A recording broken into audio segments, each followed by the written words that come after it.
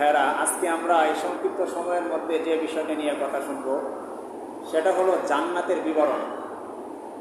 জান্নাতটা কীরকম হবে, মৃত্যুর পরে আমরা যারা ইমানের সাথে মৃত্যুবরণ করব, যারা পরিমাণ ইমান নিয়ে কবরে যাব, আল্লাহ তাআলা আমাদেরকে যে জান্নাতটা দিবেন, এই জান্নাতটা কীরকম হবে, জান্নাতের নাজ নেয়ামত, জান্নাতের গেট, জান্নাতের দরজা, জান্নাতের পোশাক, জান্নাতের খাবার দাবার, জান্নাতের পানীয়, সমস্ত কিছুর বিবরণ কিন্তু কোরআন এবং হাদিসের মধ্যে এসেছে।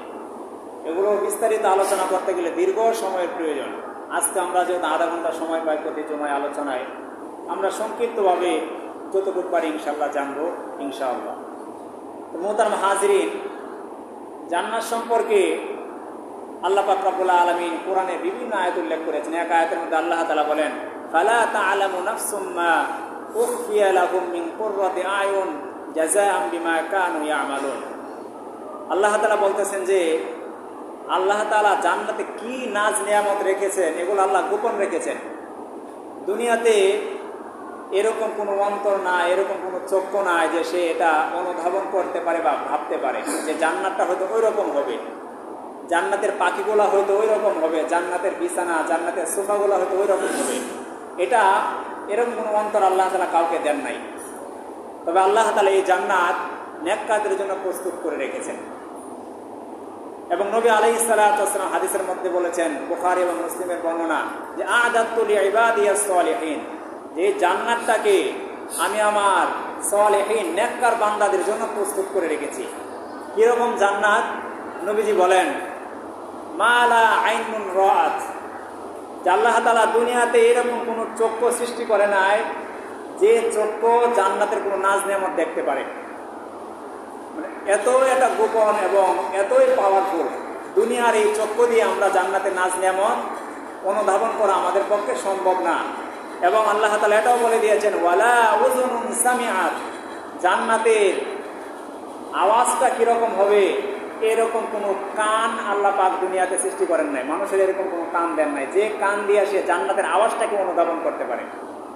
এবং আল্লাহ নবী সাল্লাল্লাহু আলাইহি সাল্লাম বলেন, ওয়ালা খাতারা আলা কলবি বাশার, এবং মানুষের এরকম কোনো অন্তরও আমি সৃষ্টি করি না যে অন্তর দিয়ে সে ভাবতে পারে যে হয়তো ওই রকম হতে পারে জান্নাতের চেয়ারটা, জান্নাতের বিছানাটা হয়তো ওই রকম হতে পারে। মনে মনে অনেক সময় অনুধাবন হয় না আমাদের, যে সুন্দরের তো শেষ নাই, প্রশংসার তো শেষ নাই, যে জান্নাতের ওই জিনিসটা ওই রকম, ওই জিনিসটা ওইরকম ভাবে আল্লাহ সৃষ্টি করছে, এরকম অনুধাবন করারও কোনো অন্তর আল্লাহ তাআলা মানুষকে দেন নাই।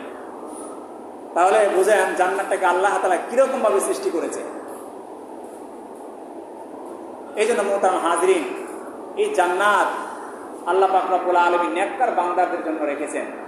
শুধু তাই নয়, আমরা যখন জান্নাতে প্রবেশ করব, প্রবেশ করার সময় আমরা যে গেট দিয়ে প্রবেশ করব, এগুলোর আলোচনা হাদিস এবং কোরআনের মধ্যে এসেছে। নবী আলাইহিস সালাতু ওয়াস সালাম বলেছেন, ইন্নালিল জান্নাতি সামানিয়াতু আবওয়াব, যে জান্নাতের জন্য আল্লাহ পাক রব্বুল আলামিন 8টা দরজা প্রস্তুত করেছেন। সুবহানাল্লাহ। জান্নাতের জন্য আল্লাহ পাক রব্বুল আলামিন 8টি দরজা আল্লাহ পাক রব্বুল আলামিন প্রস্তুত করেছেন।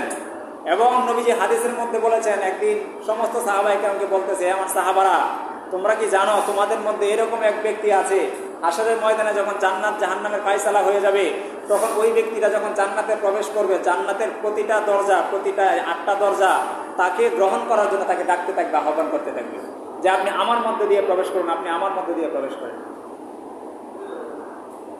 সেই সৌভাগ্যবান ব্যক্তিকে তোমরা কি জানো? সাহাবায়ে কেরাম বললেন যে আমরা তো জানি না। নবী আলাইহিস সালাতু ওয়াস সালাম বললেন যে সেই সৌভাগ্যবান ব্যক্তি হলো, তোমাদের মধ্যে সবচেয়ে বড় সৌভাগ্যবান হলো হযরত আবু বকর সিদ্দিক রাদিয়াল্লাহু তাআলা। সুবহানাল্লাহ।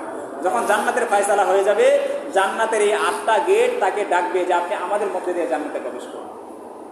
শুধু তাই না, নবীজি বলেন, তোমাদের জন্য আল্লাহ তাআলা এই সুযোগ রেখেছেন, তোমাদের মধ্য থেকে যারা 5 ওয়াক্ত সালাত আদায় করবে, 5 ওয়াক্ত নামাজ আদায় করার পরে, 5 ওয়াক্ত নামাজ আদায়ের পূর্বে যখন তারা গুরুত্ব সহকারে পবিত্রতার সাথে ওযু করবে, আর প্রত্যেকবার ওযুর পরে যখন সে কালিমে শাহাদা বাক্য পাঠ করবে, আল্লাহ নবী বলেন যে সেও চাইলে জান্নাতে যে কোনো 8টা দিয়ে সে জান্নাতে প্রবেশ করতে পারবে। তাহলে আমাদের জন্য সুযোগ আছে কিনা? আমরাও যদি প্রত্যেকবার ওযু করার পরে পশ্চিম দিকে পড়ে আশহাদু আল্লা ইলাহা ইল্লাল্লাহু ওয়াহদাহু লা শারীকা লাহু ওয়া আশহাদু আন্না মুহাম্মাদান আবদুহু ওয়া রাসূলুহু আল্লাহুম্মা জাআলনি মিনাত তাওয়াবিনা ওয়া জাআলনি মিনাল মুতাতাহহিরিন। ওযুর অবশিষ্ট পানি মুখে নিয়ে এটা পান করে পশ্চিম দিকে দাঁড়িয়ে যদি এই দোয়াটা প্রত্যেকবার ওযুর করে আমরা পড়ি, নবীজি বলেন যে জান্নাতের যে 8টা দরজা রয়েছে 8টা দরজা দিয়ে যে কোনোটা দিয়ে সে জান্নাতে প্রবেশ করতে পারবে। কত বড় ফজিলত! শুধু তাই নয়, নবী আলাইহিস সালাতু ওয়াস সালাম বলেছেন জান্নাতের মধ্যে 8টা দরজার মধ্যে একটা দরজার নাম হলো আর রায়্যান। প্রত্যেকটা দরজার প্রত্যেকটা গেটের একটা নাম আছে। জান্নাতুল ফেরদাউস, হ্যাঁ, জান্নাতুল রায়্যান, এরপরে জান্নাতুল আদান, জান্নাতুল খুলদ, জান্নাতুল মাওয়া। এরকমভাবে প্রত্যেকটা গেটের প্রত্যেকটা দরজার আটটা দরজার 8টা নাম আছে। জাহান্নাম যেরকম 7টা দরজা, প্রত্যেকটার জন্য আলাদা আলাদা নাম আছে, ঠিক জান্নাতেরও যে 8টা গেট আছে প্রত্যেকটা 8টা গেটের নাম আছে। এর মধ্যে অন্যতম হলো একটা আর রায়্যান। তো নবীজি বলেন যে আর রায়্যান গেট দিয়ে কারা প্রবেশ করবে জান্নাতে? নবীজি বলেন আর রায়্যান গেট দিয়ে, আর রায়্যান দরজা দিয়ে দুনিয়াতে যারা রোজা রেখেছে, রোজা রেখে পিপাসার্থ থেকেছে, আল্লাহ পাক রব্বুল আলামিন মৃত্যুর পরে 8টা দরজার একটা দরজা যে আর রায়্যান, সেই আর রায়্যান দরজা দিয়ে রোজাদারদেরকে প্রবেশ করাবেন জান্নাতে। সুবহানাল্লাহ। শুধু এটা বলে শেষ করেন না নবীজি।